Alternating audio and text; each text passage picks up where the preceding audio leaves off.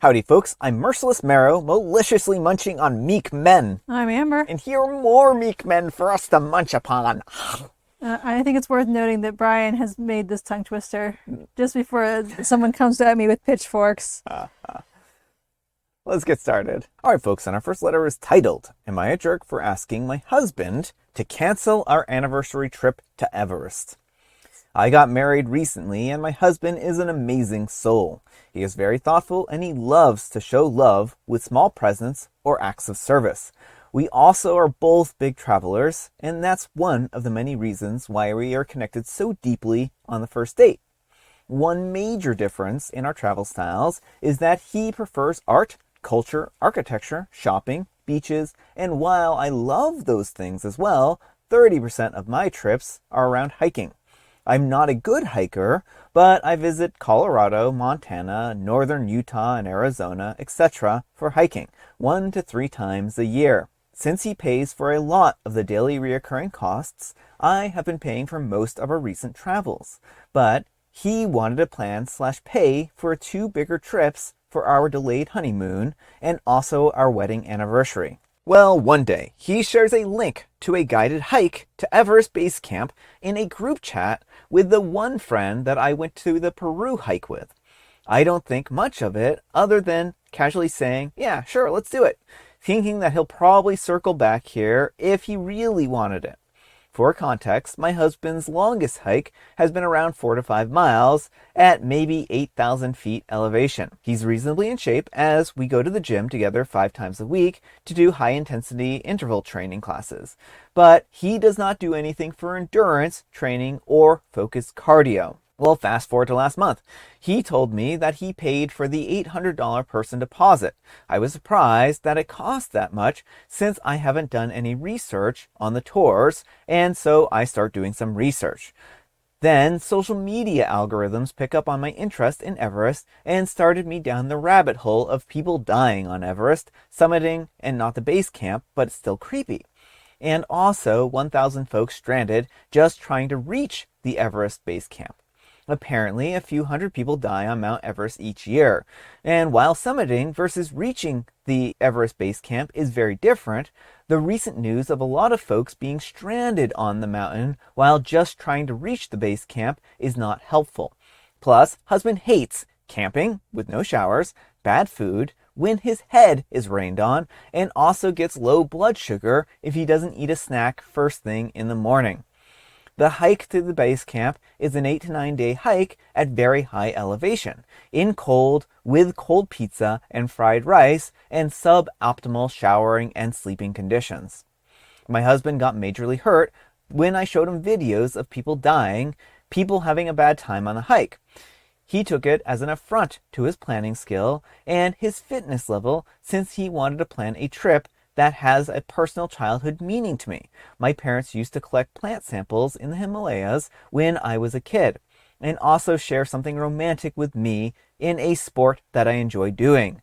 The base camp hike is very, very, very different in terms of endurance, food logistics, and more than the Peru hikes though, I just feel like his preference and physical condition that we shouldn't chance it. Now he's hurt because he spent $1,600 and I just insulted him basically. I really don't want to go after doing the research. So am I the jerk? All right, folks, what do you think?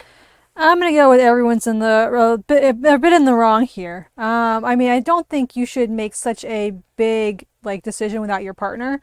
I understand him wanting to make this like a trip for the two of them, and he thought OP would like it, but it is very risky to book a trip without consulting your partner on their schedules and making sure it still aligns with their interests.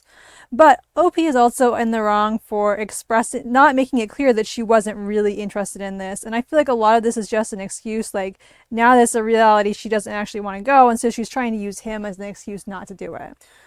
So I feel like with her saying in that chat, sure, let's do it, that was kind of her giving her opinion and saying like, oh yeah, I'm fine with this.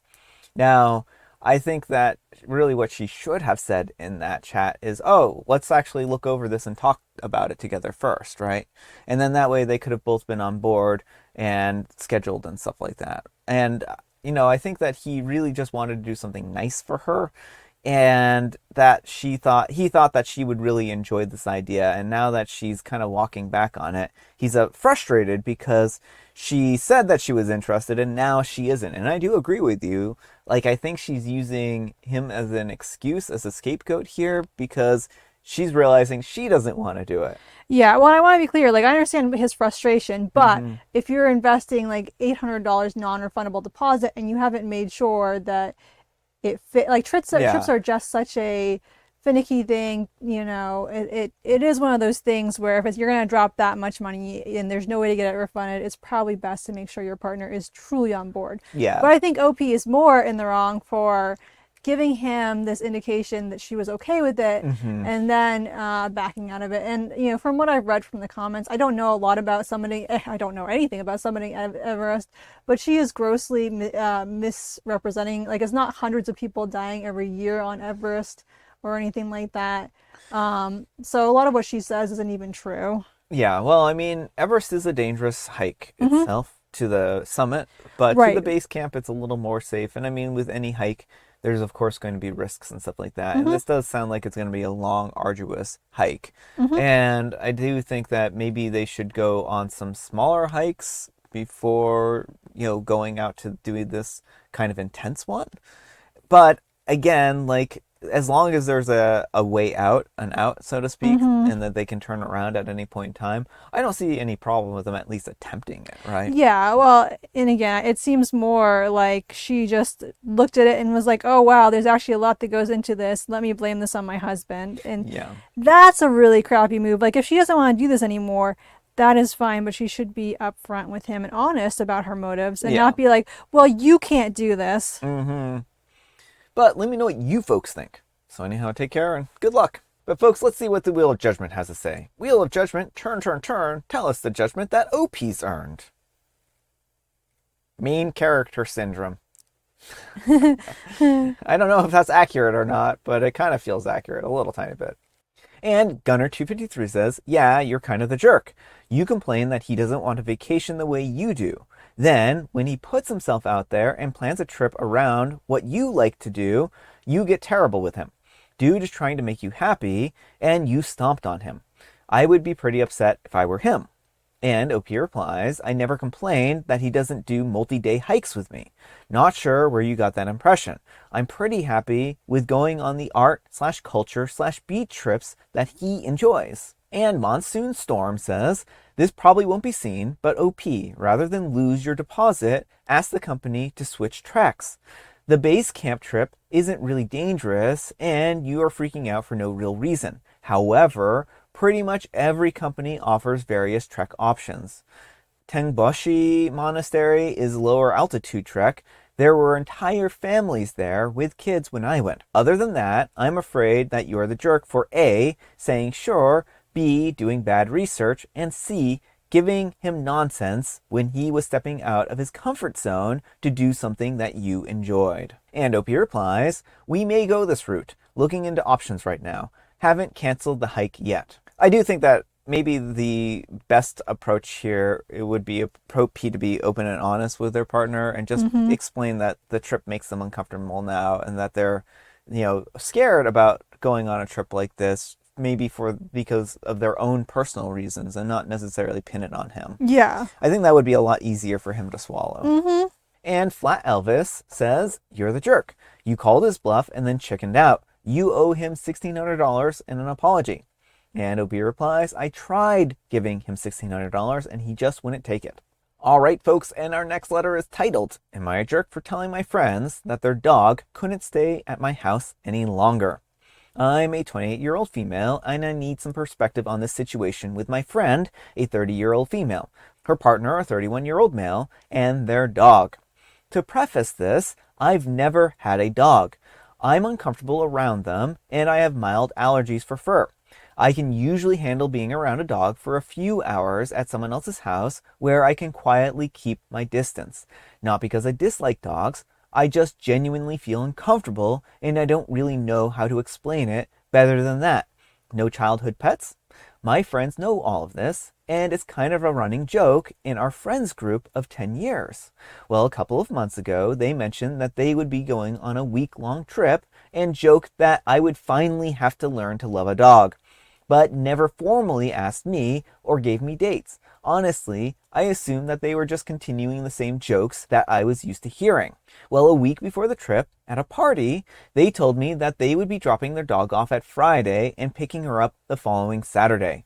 I tried to gently say that I wasn't comfortable and that I worked 12-hour shifts twice a week. Her partner started yelling at her in front of me, saying that if I didn't watch the dog, they would be effed. My friend just looked at me, so I awkwardly said, "It's fine." Well, the first night, the dog fell asleep on the couch, but later kept trying to get into my bed. Between my allergies and general discomfort with animals, I wouldn't let her. She cried and barked for hours. I read online that she may just need a night to adjust. I got maybe 2 hours of sleep. In the morning, she peed multiple times around the house. I didn't tell my friends because I didn't want to ruin their trip, and I had hoped the second night would go better. It wasn't. Since she was so upset the night before, I tried pulling her dog bed next to my bed. She tried to get in bed with me again, and when I wouldn't let her, she peed on my bedroom carpet. I feel crazy, but this felt deliberate. My friends have always said that she's house trained, and were very confident that she would be fine during my 12-hour shifts. Well, I moved her to the living room with her bed and a YouTube channel that she supposedly likes. She completely lost it, barking, growling, and slamming herself into my bedroom door. Again, I might sound crazy, but this kind of terrified me. She's an 80-pound dog. I recorded her growling and hitting my door at 4 a.m. I slept maybe 2 hours. In the morning, there was pee everywhere. My living room, hallway, kitchen, and she even somehow got into my guest room. Part of my door frame was broken.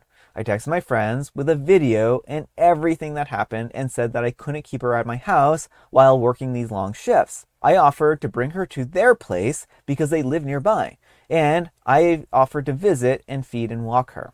I dropped the dog off at their house before work. Their only response was asking if I fed her and brought her stuff. No apology, no acknowledgement. I felt bad, and I sent a long message explaining everything that I had tried, and again offering to help at their house. They never replied. All right, folks, what do you think? No, not the jerk. Your friends are horrible for pressuring and bullying you like that. You know, you had made it clear that you were not interested in this, and they decided to create a big scene, knowing that you probably wouldn't want to be seen as the cause of like their vacation being ruined. Mm-hmm. And the fact that they did not let you know how their dog is and what you were really getting into, like none of what they did is okay. They completely, misused your trust there. You went in expecting one thing and you got a completely different experience. Yeah, I think that OP really was very justified in this particular case. The dog clearly has issues with being separated from their owners, and that it shouldn't have been foisted upon OP here. The fact is that there are, places that you can drop dogs off at, right? You can, shelter them and stuff like that for temporary. And I think that they should have invested in that kind of option. And they acted like this was some malicious thing that OP was doing to kind of like ruin their trip, right? Right, when really OP just couldn't handle having the dog like destroying their house. Mm-hmm. Now, I do think that OP should have just joked off their initial whole, "Oh, now you'll have to learn to love the dog," and just kind of give it back to them and been like, "Haha, yeah, no," or something like that, right? Because feels like they were intentionally trying to like push that boundary for them. It does, but like I think OP wasn't, of course, expecting them to go that far. Mm-hmm. So I don't blame OP for trusting their friends not to be horrible jerks. Mm-hmm. Yeah. So I just think that OP needs to do in the future, enforce their boundaries a little bit more and make sure that their friends don't do this to them again. Clearly, it's not going to work out with them and the dog. And, losing a couple nights of sleep like this is really hard on somebody, especially if you're working a 12-hour shift. Yeah. And no sympathy from their friends. Well, they're not friends. Like, Yeah. honestly, just ditch these people. They are not, if they cared about you, they never would have put you in this position in the first place. Yeah. But let me know what you folks think. So anyhow, take care and good luck. All right, folks, and our next letter is titled, "Today I Messed Up by Trying to Compliment My Girlfriend's Dad." My girlfriend is a 26-year-old female, and she invited me to dinner with her family for the first time. Her dad is this big, intimidating dude with arms like tree trunks and a very serious face. I'm a 28-year-old male, and I was nervous, but trying to be polite and conversational. So when he walked in wearing this button up that looked brand new, I said, "Hey, nice shirt, really brings out your chest." The second that it left my mouth, my soul left my body. His wife choked on her drink. My girlfriend turned bright red, and her dad just slowly raised an eyebrow and said, "Thanks, I guess." I tried to clarify what I meant. I mean the color. It brings out your strength, which somehow made it sound way worse. The rest of the dinner was me pretending to chew invisible food while everyone else tried not to laugh. All right, folks, what do you think? I mean, it's a funny story. Hopefully it sounds like everyone's getting a good chuckle out of it, so Yeah. hopefully Opie doesn't feel too bad. Well, yeah. I mean, we all put our foot in our mouth every once in a while. And I mean, OP could have said something far worse. And like, who cares? Like, OP gave him a nice compliment. And I don't think that's really that big of a deal. So, like, whatever, right? I think sometimes people are a little too weird about those kinds of things. But let me know what you folks think. So anyhow, take care and good luck. All right, folks, it is tea time. Grab your beverages of choice. I've got some tea right here. And Amber, she has a joke. What did the vegetarian witch add to her brew? Oh, I mean, she added you to her brew. No.